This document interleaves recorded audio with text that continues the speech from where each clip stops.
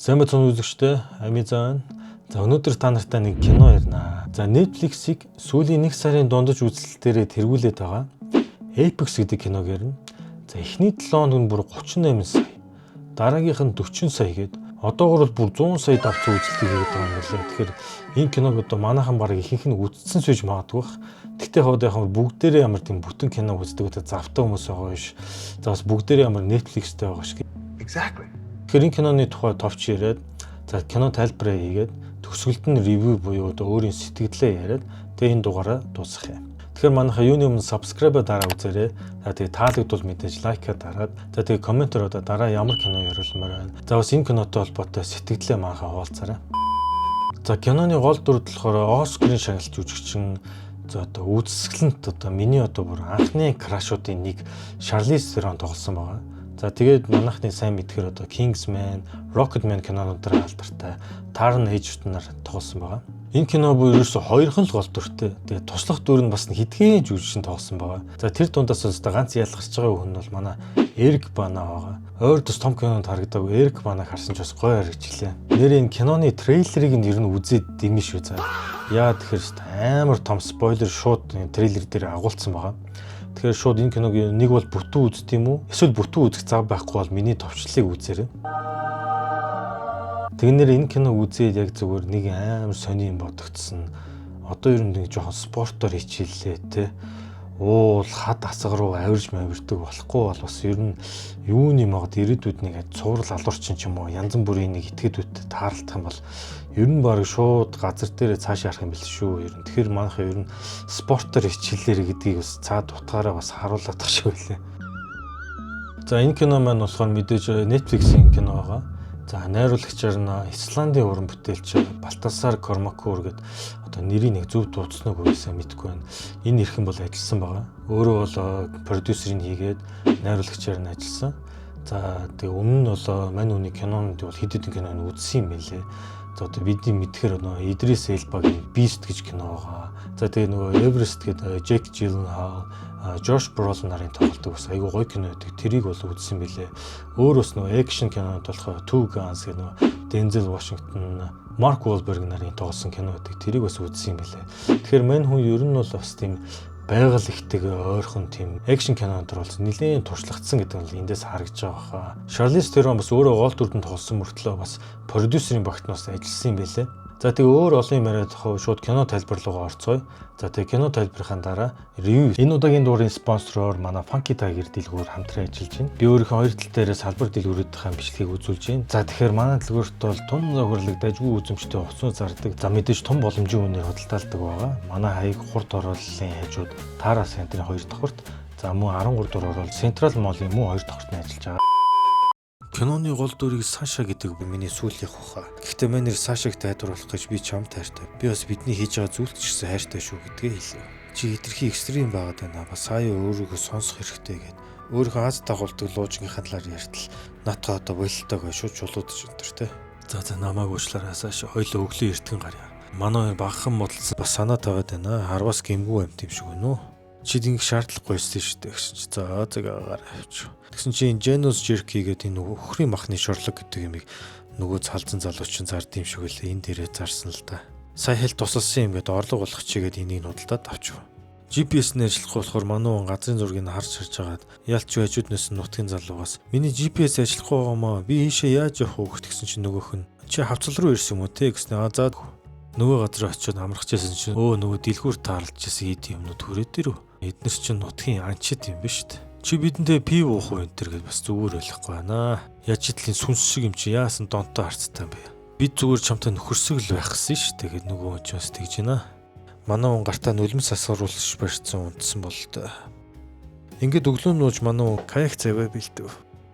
Жинхэнэ экстрим спортын хоббитой чулуун толгоо зөксөн ч гэсэн өргөжлүүлэн сэлсээр аваад манай хүн тогтун устай хэсэгт очиод уснаас гарч ирээд хөлөө хартал. Нэг сумн гоёыг нь шүргсэн байв. Манай хүн цүнхөө уудлаад юуны магаад тэгээд нулимс асгаруулагчаад өгнийхээ баруун талд ил тавив.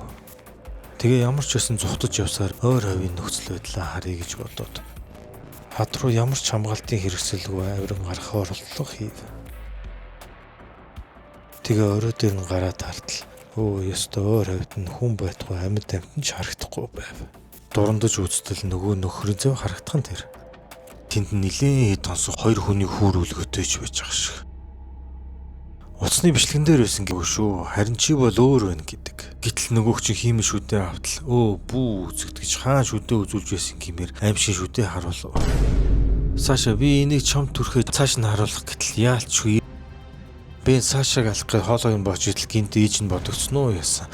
Гараас суллахад манай хүн гаваараа хаста нийслэл цохиж унгав. Садартал цохиулаад унаад өгчв. Йоо баг энэ хоёр хүмүүс уг нь энд амрах гэж л ирж яхад чи арай алаад ичдэг те. Би найз залуугаа уг нь тэнд баймаргүй байхад нь дагуулж явсан л та. Бид зүгтөө бож хахад тэр нурангад өртөө тэгээд ухаангүй болцсон. Тэгээ намайг ч сунах гэдсэн болохоор би түүнийг үнэхээр дийлээгүй хайчихсан л та. Би түүнийг сонсдгүй байсан. Дандаа өөрийнхөө зүтгэдэг байсан. Гэт харамсаж байгаагаа хэлдэг. Саша Бенес тэр хадаан анны ард юу байгаа гэж асуутал 12 өдөр алхаад хүмүүс рүү очино гэдэг. Бид ийм байдлаар амьд гарахгүй шүү. Тэрийг давах ёстой. Эсвэл чамайг шархны чин халдраар үхтэл чин хүлээе дээ гэдэг. Тэгээд цаашаа авирч идэл Бен түүнээс найз залуучин унахтаа нисэж байгаа юм шиг харагдсан уу? Хойлооч ч сайн багаар ажиллаж шүү те энэ төргээд балаарч хооронд. Манай хөө нөгөө улсын модонд уйж цангицтал. Бен мэдээд улсыг татсан ч Сашагийн хөлнөөс болтос зөвхөн модны мөрчлөл уяатаа үлдснээ ойлгох нь тэр. Бүтцээ авчна уу юу? Ингээд цааш манай хүн ямар ч улс уяа бэхлэгээгүй хадан хааныг давах хэрэг гарна. Найз залуугийнхаа юу гэж хэлдэг байсныг бодсоор байгаа манай хүн. Оргил руу амжилттайгаар мацан гарав. Жихэн буруу хүнтэйгээ учирлаа да тэр цуврал алуурчин те. Ингээд манай хүн шүн ботал алгаж явахад азар нэгэн хүмүүстэй таарав. Өөрийнхөө машин руу хөргөлөхийг хүсээд манай хүн шууд цагдаагийн газар очиж би эдгээр хүмүүсийг хаана байгааг нь мэднэ гэдэг. Мэдээгээр хинхүү кино дуусваа гэж. За тэгэхээр нэлийн үүдэх завгүй кино байгаа үстэй. Манайхан энэ киноны талаар сэтгэлдээ энэ доор бичээрэй. За тэгээ энэ кинон дээр яг надаа нэг хид хид асуудал бол байсан. Их зохиол нь болохоор үүний чинь Австралийн яг одоо нөгөө онгон зилүүд хөдөө байгуулт болоод байгаа шүү дээ. Тэгсэн мөртлөө нөгөө зэрлэг амьтдыг харагддгүй. Уг нь австралчоос одоо жинхэнэ зэрлэг амьтд дээр амар алдартай шүү дээ. Тэгсэн чинь энэ кинон дээр ерөөсөө ганц л могоол харагдаж байгаа юм тийм. Уг нь ч юм бол жинхэнэ янз бүрийн амьтад тэрэ харагдуулаа тий. Одоо нөгөө Шарлиз тэрэн цухтааж байгаа үеэр янз бүрийн амьтад гарч ирсэн бол жинхэнэ кинонд бас жоохон өрнөл өшөө нэмээ тий. Бас жоохон өшөө бас жоохон амттай болох байсан баха гэж би л бодсон. Окей. Бас нөгөө манай үнийг нөгөө өдөөд хийдэ анчид байсан шүү дээ. Тэд нэр одоо киноны дунд тавиар ч юм уу төгсгөл аваар гинт гарч ирээл тэдний нөгөө зурал алуурч бас ингээл те янз янзын бөө юм болоод тиймэрхүү үзэгдлүүд бас жоохон нэмсэн бол бас манай нөгөө найз залуу нас урцсан. Тэгэл одоо шууд 5 сарын дараа гээл тэгэл манай хүн дахиад энэ чинь одоо нөгөөсөө спортын одоо тийм адреналин хүсдэг хүн байхгүй те өөрөөсөө цаанаас нөгөө нэхэгдэд идэг. Шууд тэгэл дараагийн аяллаа их гээл явж ид. Яг нөгөө яагаад заавал Австрал руу очсон явж ийнэ гэхээр мэдээж нөгөө Австрал хүн штэ нөгөө найз залуу. Тэгээ нөгөө чандрын одоо мэдгүй гол ус руу өрхөхгүй л явсан баг л та. Гэхдээ уг нь яг тэр нэг 5 сарын хугацааг уг нь жоохон харуулсан бол тэгээ жоохон гашуу машууг нь харуулаад жоохон уянгийн халил оруулдаг ч юм уу. Нэг 2-3 минут ч юусэн бож болно шүү дээ 5 минут ч юм уу. Тэгээд дээрэс нь бас нөгөө Таран ээжтний одоо их бас тэр яагаад иймэрхүү алгууд хийсэн те яагаад нөгөө ээжигээ ингээл алаал тэгээ бас идсэн мэдсэн яаж эхэлсэн талаар бас нэг өөрөө нэг яриа сууд нь шүү дээ. Тэгж ярьж байхад нь бас нэг жоохон тийм драм хэсэг бас оруулаад тиймэрхүү сценүүд үг нэмсэн бол зөксөө завгүй чинь бүүм бүүм гэл үйл явдлаа бүр ингээд цохиод байгаа хөөх. Дундуур нэг хайлт жоохон ямсгаа авч яхад нэг хэдэн минут нэг жоохон драм юмуд харуулсан бол гэж би л бодсон. Exactly. За тэгээ жүжиглэлт бол тасархаа тийм. Одоо манай Шарлиз Тероны тэр айж байгаа, зүхтж байгаа, тэр балмагдсан байдалтай тэр царай, төрх нүүрний хувирал мөврөл тийм. За тэгээ манай нөгөө Тарн ээжертний тэр нүдний тоглолтууд харц марц тэр физикал байдал бол бас л өөр төвшөнд харагдчихлээ шүү. Тэгээ найруулагч Балтасар гэдэг эрхэм болохоор энэ киног хийх чахтаа ерөөсөн анханасаа шууд Charlize Theron-ыг онилсан гэсэн юм билээ. Яагаад тэгэхээр эн чинь бас нэлээд тийм action, survival буюу одоо аим гарахын төлөө тэмцэж байгаа кино шүү дээ. Тэгэхээр энэ дэр нэлээд тийм physical хөдөлгөөн сайтай. За тэгээд мэдээж маркетинг талаас маш алдартай. За тэгэл царай төрх харин шүү дээ. Тэгээд ийм хүн гэхээр яалтчгүй одоо бидний мэдэх Mad Max тэгэл Atomic Blonde гэлтэй. Тэр кинонд бас нэлээд чадамгаа тоглосон одоо Charlize Theron л байгаа байхгүй. Тийм physical хөдөлгөөнтэй кинонод бол тоглох бүр тийм амар дуртай болсон юм билээ. Mad Max-аас хойш. Тэгээд тэр болгон тийм янз янзын үзэгдлүүдээр stunt буюу орлон тоглогч нарыг ашигладаг. Бараг орлон тоглогч нар нүггүй би хийчээ, бид нар хийчээ гэж өмнөөс нь бараг гуйдаг гэж байгаа байхгүй. Тэгээд одоо энэ бичлэгэн дээр харагдаж байгаа. Манай нэрнгээсээ жихнээсээ ийм хат асуунууд дээр өөрөө авирж байгаа зураг авалтууд бол яваад байгаа.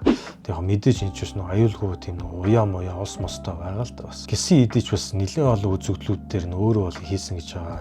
Яг өө модоор цухтж байгаа үзэгдлүүд байна. Бас тэр зав устай үзэгдлүүдийг бол нэлээд бэлтгэл хийсэн гэсэн. Тэгээ Taron Egerton-сэн хэлж илээ. Charlize Theron бол үнэхээр бас биширмээр хүн билээ. Ийм жүжиглэлтэн дээр ийм тоглолтууд бол өмнөөс нь би бол бүр яаж хийж чадаад нэ гэж би бүр амар гайхсан гэд. Мань хүн ч гэсэн өөрийгөө бол нэлээд удаан бас өөрийгөө бэлдэж байгаа те физиклийн бүр өндөр түвшинд өөрийгөө аваачиж чаад энэ кинонд тоглосон гэсэн. Тэгээ жүжигчид ч одоо кино мань тоглохдоо ингээл тэр киноноос ингээл амар олон юм сурснараа ер нь ч амар гоё зураг авалт байлаа. Айгүй гоё төсөлтөөр ажиллаа гэж ярьд юм байна л да. Тэгээ Charlize Theron болохоор энийг бол нэр баг хамгийн бас их нь сурсан айгүй дуртай киноныхын нэг нь боллоо гэж өөрөө ярьсан байлээ. За энэ киноны дийлэн хэсэг дээр болохоор каяк завийн үзэгдлүүдийг бол нэлээд амархан хийчих байх гэсэн чинь яг өөрөө ингээ бодтоор завиа жолоотой хэлсэн чинь амар хүнд байсан гэж өөрөө ярьж илээ. Тэгээ энэ киноноор ч одоо ой модоор гүйж байгаа, цухтааж байгаа үзэгдлүүд маш их байгаа.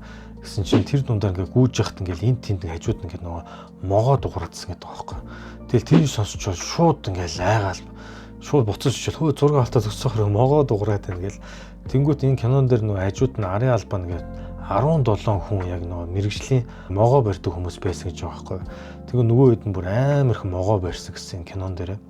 Тэр могоогоо барьчаал таашаа холхон шийдэл тэгсэн чинь зураг авалтны могоо шийдсэн хэсэг рүүгээ хаяа ингээд гүүж мүгээд тэр нөгөөд чи гүүж явахдаа жинхнээсээ бүр айс гэдэг байхгүй. Тэр киногоос илүү бодит юм шиг хардуулсан гэж өөрөө ярьж илээ.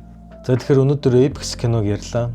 Тэгэхээр яалчгүй манайхаа спортоор хичээллээрээ юмд л ер нь хэрэг болно шүү дээ. Ядчил ирүүл байхад те. Тэгээ одоо юуны магад одоо гайвуулж нэг хүнтэй таардаг юм болоо. Тэгэхээр одоо ямар ч байдлаас мултрах арга гэхээр заавалчгүй спорт шүү. За тэгэхээр манайхаа subscribe дараарай, лайк дараарай. Тэгээ бас манайхаа комент хэсэгт сэтгэлдээ бичээрэй. Өөр ямар кино яриулмаарай саналаа бичиж болно шүү. За тэгээ дараагийн дугаар уулзтлаа. Түр баяртай.